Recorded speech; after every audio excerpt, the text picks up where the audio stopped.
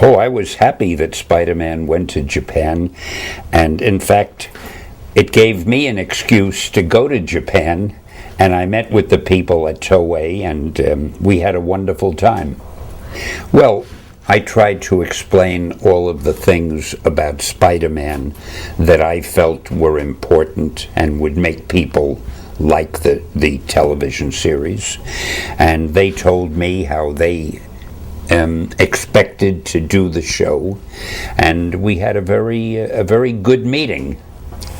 Well, to me, a hero is somebody who does something to help other people, even if it might be dangerous. But he tries to do the right thing, and he tries to help people. And you don't have to have a superpower to be a hero, but it helps.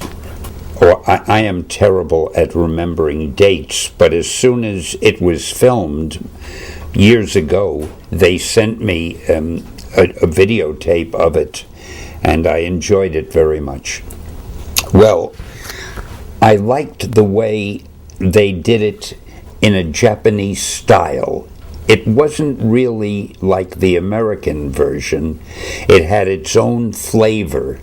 And even the way he walked, they gave Spider-Man a certain type of walk when he walked or ran, which was different than the way he did it in the American cartoons.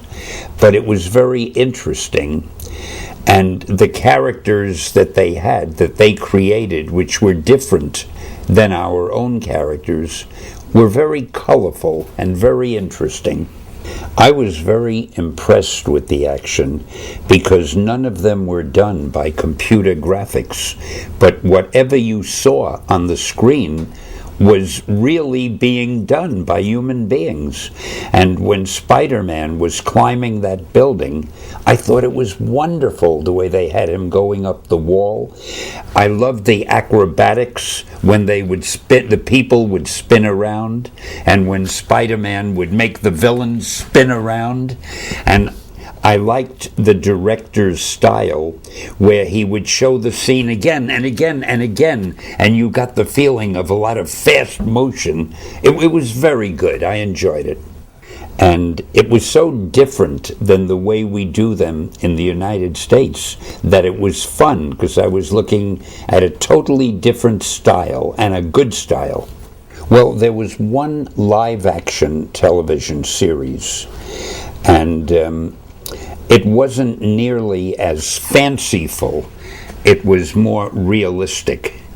But the only thing that was similar to the Japanese version, when Spider-Man climbed the building, they also used ropes, and they had somebody on the roof holding the ropes, and they photographed it so that the ropes wouldn't show. So that was the only thing that the American version had in common with the Japanese version. They both didn't use computer graphics for climbing the wall. It was beautiful. I mean, I imagine that it would have been a wonderful toy. I'm sure that there were a lot of robot toys that were sold. I liked the way that he flew like a rocket, but then he could change into a humanish form. And I liked the way he threw his sword, and it would always hit the villain who would disintegrate. Oh, he was very colorful. I didn't understand one thing. Spider-Man would be in trouble. Somebody would be threatening him, and he would summon the robot.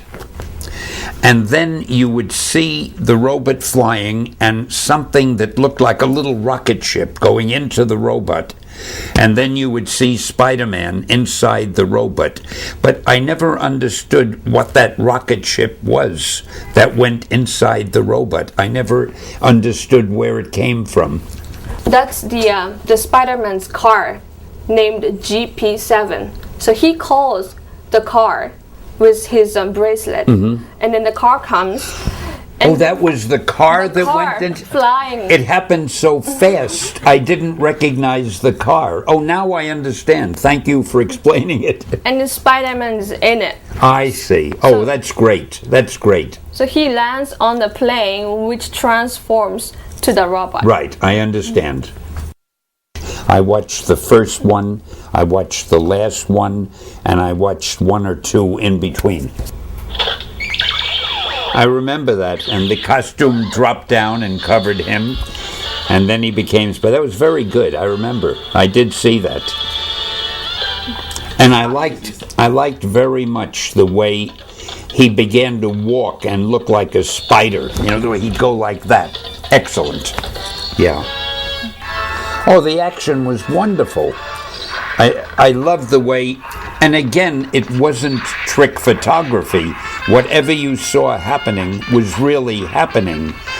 And I liked the way Spider-Man jumped and turned around, and the way there'd be 6 or 8 villains attacking him, and he would duck under them and jump over them and knock them. It was great. It was beautifully done, really. I think it would be great. I would love to see it. In fact, when I was over there, I don't remember, there was a man named Mr. Watanabe, who at that time was one of the heads of Toei, and we discussed the fact that perhaps one day they would make another series and I would write it for them, so it would be a combination of the Japanese style and the American style together. I guess we both got busy because we never did it, but we had that idea many years ago. I think that it's very wonderful that you're going to have a chance to see DVDs of these great old Spider-Man movies, because I know I loved them years ago when I first saw them, and I can't wait to get one of those DVDs myself, because I know how enjoyable it'll be to watch them again after all these years. And I just looked at a few of them recently, and they hold up. They seem to be as good now as they were years ago, which is a great testimony to how well they were made. Spider-Man! Spider-Man! Spider-Man! My son! How are you? You look very good.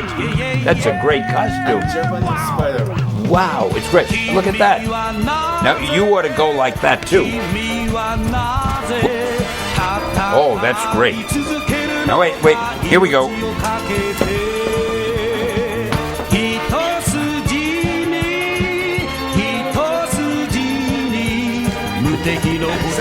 Can you see through that? That's great.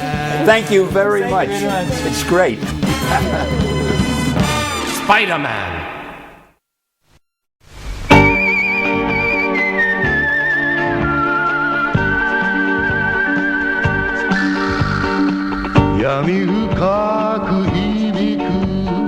Did you notice we have a Spider-Man figure in my... Oh, where is it? Oh, there it is. There it is. He brought it in.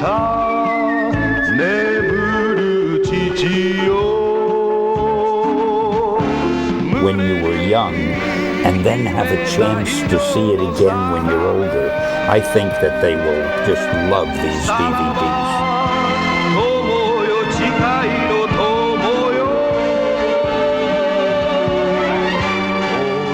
Okay.